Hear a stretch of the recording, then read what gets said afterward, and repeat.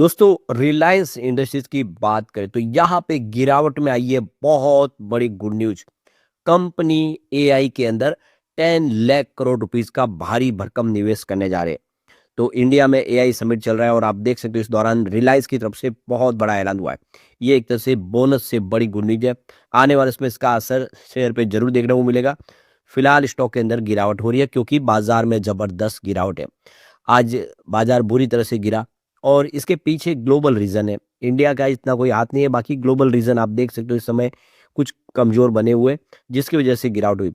तो अब यहाँ पे क्या आगे की संभावना बन रही है और पूरी अपडेट क्या उसको जानेंगे और कंपनी की संभावनाओं को तलाशेंगे। कंपनी आप देख सकते हो रिलायंस अपने बिजनेस को धीरे धीरे करके शेप में ला रहे हैं और कुछ बड़े फैसले करें जो काफी शानदार है। कंपनी का एक बड़ा महत्वाकांक्षी आईपीओ भी आने वाला है। यह आईपीओ इतिहास का सबसे बड़ा आईपीओ होगा इंडिया के। ऐसे में क्या है आगे की रणनीति उसको जानेंगे इस वीडियो के माध्यम से। लेकिन फ्रेंड्स, उससे पहले अगर आप पहली बार हमारे चैनल पे आए तो चैनल को सब्सक्राइब कर दीजिए, एक बेल आइकॉन दबा दीजिए ताकि जब भी नया वीडियो बने पहला नोटिफिकेशन आपको मिले। वीडियो पसंद आए तो लाइक से जरूर कीजिए।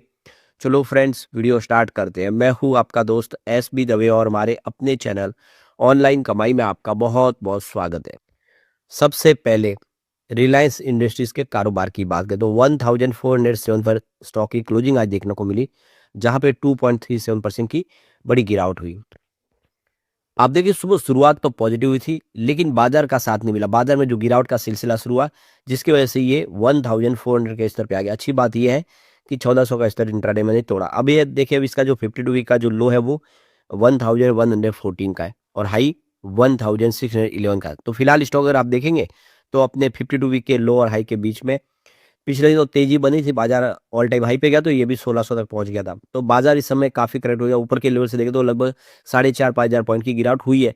तो इस वजह से देखिए रिलायंस का शेयर भी नीचे आया है। तो यहाँ पे जो बड़ी अपडेट निकल के आ रही है, मुकेश अंबानी ने एआई के लिए अपना खजाना खोल दिया है। 10 लाख करोड़ रुपीस का भारी भरकम निवेश करने का ऐलान किया है। तो अभी समय देखिए, नई दिल्ली में एआई इम्पैक्ट समिट शुरू है, जिसमें एआई से संबंधित सभी कंपनियां हाजिर है।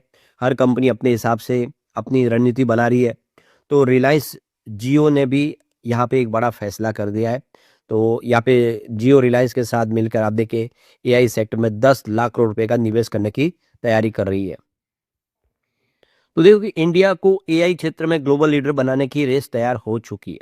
अब ये रेस तेजी से आगे बढ़ेगी और इंडिया एआई में आगे बढ़ना चाहता है। इस समय आप देखिए तो दुनिया एआई के पीछे भाग रही है और इंडिया ने भी इस मौके को तलाश लिया है। तो देश के जो दिग्गज अरबपति है, मुकेश अंबानी और दूसरे और अरबपति है, वो भी लगातार इसमें नए नए ऐलान कर रहे हैं। कुछ नए आप देखिए कुछ फैसले बड़े करे। तो यहाँ पे रिलायंस इंडस्ट्रीज के चेयरमैन मुकेश अंबानी अगले 7 सालों में इस सेक्टर में भारी भरकम यानी करीब 10 लाख करोड़ रुपए का निवेश करने का ऐलान उन्होंने कर दिया है। ये बहुत बड़ी रकम है।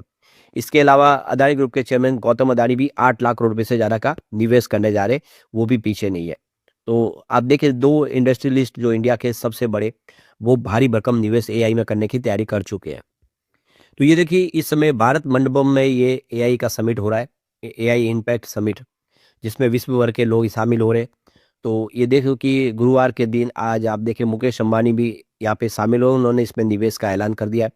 समिट में संबोधन के दौरान रिलायंस के चेयरमैन ने कहा कि एआई का सर्वश्रेष्ठ रूप अभी आना बाकी है, यानी एआई आगे जाके किस तरह से और बेहतर करेगा, हमारे जीवन को आसान करेगा, वो हमें देखना बाकी है। और इस बड़ी समृद्धि के युग में ये शुरुआत कर सकता है। उन्होंने इस दौरान बड़ा ऐलान किया कि जियो रिलायंस के साथ मिलकर इस सेक्टर में आने वाले 7 साल में 10 लाख करोड़ रुपए का निवेश करेंगे। तो एक बड़ी यहाँ पे ऐलान हो चुकी है रिलायंस की तरफ से। तो मुकेश अंबानी ने यहाँ पे 10 लाख करोड़ के निवेश की घोषणा करने के साथ में एक बड़ा बयान और दिया है। उनका कहना है कि आने वाले समय मोबाइल डेटा की तरह ही एआई में भी क्रांति आएगी। यानी आप देखें तो मोबाइल डेटा किस तरह से काफी सस्ता लोगों के लिए हुआ।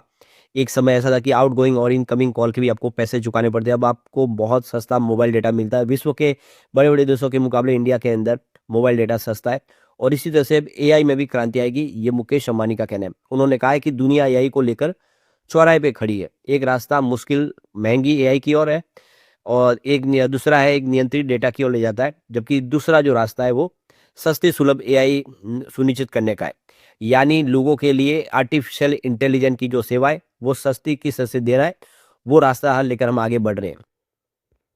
तो यहाँ पे मुकेश अंबानी का कहना है कि आर्टिफिशियल इंटेलिजेंस को सस्ता बनाना, अफोर्डेबल बनाना और इसको बड़े पैमाने पे अपनाने के लिए ये बहुत ज़रूरी है, ताकि जो सामान है वो सबके पहुँच में आए, हर कोई इस एआई को अपना सके।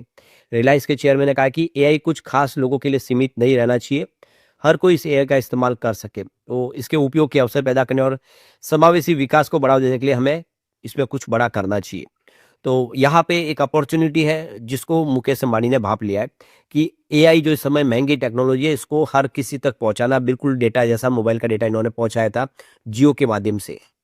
वैसे अदानी ग्रुप भी मुकेश अंबानी के पीछे आप देखिए, यहाँ पे गौतम अदानी ने भी बड़ा ऐलान कर दिया है एआई सेक्टर में, वो भी बड़ा निवेश करेंगे, करीब 100 अरब डॉलर यानी करीब 9 लाख करोड़ रुपए तक का निवेश अदानी ग्रुप भी करने जा रहा है। और अदानी ग्रुप द्वारा ये भारी भरकम निवेश देश में आप देख रहे हो कि AI ready 5 gigawatt data centre network स्थापित करने के लिए किया जाएगा। तो देखो कि इस डेटा सेंटर को बड़े पैमाने पर ग्रीन एनर्जी के माध्यम से चलाने की बात कही जा रही है। कुल मिला के दोनों ही बड़े जो कॉरपोरेट घराने हैं अब इस टक्कर में, इस रेस में आ चुके हैं। अब यहाँ पे दूसरी जो बड़ी अपडेट है कि रिलायंस इंडस्ट्रीज और इन्फोसिस समेत बहुत सारे स्टॉक के अंदर जनवरी महीने में जम के खरीदारी की म्यूचुअल फंड है। करीब 600 म्यूचुअल फंड ने इन स्टॉक के अंदर दाव लगाया है। तो यहाँ पे आप देखो कि यहाँ पे एसी म्यूचुअल फंड की तरफ से यहाँ पे जो ये डाटा निकल कर आया, उसमें करीब 7 बड़े स्टॉक है जिनमें जम के खरीदारी की है। करीब 600 म्यूचुअल फंड की अलग-अलग स्कीम ने जनवरी महीने में निवेश किया। बहुत सारा इन्वेस्टमेंट हुआ है। तो रिटेल इन्वेस्टर जब भी निवेश करते हैं तो उनके पास उतना अनुभव नहीं है, ना उनके पास कोई रिसर्च एनालिस्ट टीम होती है, टेक्निकल टीम नहीं होती है। तो ऐसे में वो हमेशा म्यूचुअल फंड, एफआई और डीआई के रुझान के साथ ही आगे बढ़ते हैं। वो जिस शेयर में खरीदारी करते हैं उसमें वो भी खरीदारी करते हैं, उनको फ़ायदा होता है। और इसीलिए ये जानना जरूरी है कि कौन से म्यूचुअल फंड में किन का निवेश कौन से शेयरों में हो रहा है, ये आपको जानना चाहिए। तो यहाँ पे देखिए एचडीएफसी बैंक में करीब 732 म्यूचुअल फंड ने निवेश किया हुआ है, काफ़ी सारा निवेश हुआ है। करीब यहाँ पे देख लो कि इसकी जो वैल्यू है वो 3.26 लाख करोड़ की है और 351 करोड़ शेयर यहाँ पे लिए हुए हैं। नंबर 2 पे आईसीआईसी बैंक है जिसमें 729 म्यूचुअल फंड ने अपना इन्वेस्टमेंट किया है, यानी 2.57 लाख करोड़ रुपीस का निवेश हुआ है आईसीआईसी बैंक में।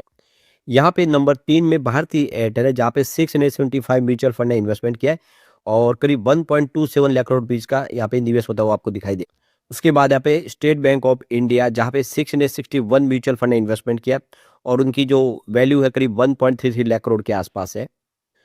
उसके बाद आपको रिलायंस इंडस्ट्रीज का नाम दिखाई देगा जिसमें 645 म्यूचुअल फंड ने इन्वेस्टमेंट किया और उनकी होल्डिंग करीब 1.79 लाख करोड़ के आसपास है, यानी करीब 128 करोड़ शेयर म्यूचुअल फंड ने लिए हुए। तो बहुत सारा निवेश रिलायंस इंडस्ट्री में म्यूचुअल फंड का हुआ है। उसके बाद इन्फोसिस जिसमें 642 म्यूचुअल फंड ने इन्वेस्टमेंट किया, करीब 1.36 लाख करोड़ का निवेश किया इन्फोसिस में। और यहाँ पे अंतिम एक्सिस बैंक है जिसमें 603 म्यूचुअल फंड ने इन्वेस्टमेंट किया और उनकी होल्डिंग 1.37 लाख करोड़ के आसपास है। ये एक तरह से लार्ज कैप स्टॉक जो सुरक्षित है, म्यूचुअल फंड जम के खरीदारी करें इनमें। अब रिलायंस की पिछले 10 साल की परफॉर्मेंस देखें तो सेल्स ग्रोथ 10 ईयर के हिसाब से 10% के आसपास था। 5 ईयर के हिसाब से ये बढ़ के 10% के आसपास ही रहा, वहीं पे रहा, कोई बदलाव नहीं हुआ। 3 ईयर के हिसाब से इसमें थोड़ी सी वृद्धि हुई और 11% के आसपास है, लेकिन इस टीटीएम 9% यानी कंपनी का जो सेल्स ग्रोथ है उसमें थोड़ी कमी आई है। प्रॉफिट ग्रोथ की बात तो 10 ईयर के हिसाब से 12% था, जो 5 ईयर के हिसाब से गिर के आप देख सकते हो कि 10% पे आ गया। 3 ईयर के हिसाब से गिरते हुए 5% पे आ गया, लेकिन सडनली इस बार सीधा 11% तक पहुंच गया है। तो जो लगातार प्रॉफिट ग्रोथ गिरा था उसमें वृद्धि हुई है। ये एक शुभ संकेत है जो इशारा कर रहा है कि रिलायंस पटरी पे और आने वाले समय बेहतर करता हुआ दिखाई देगा।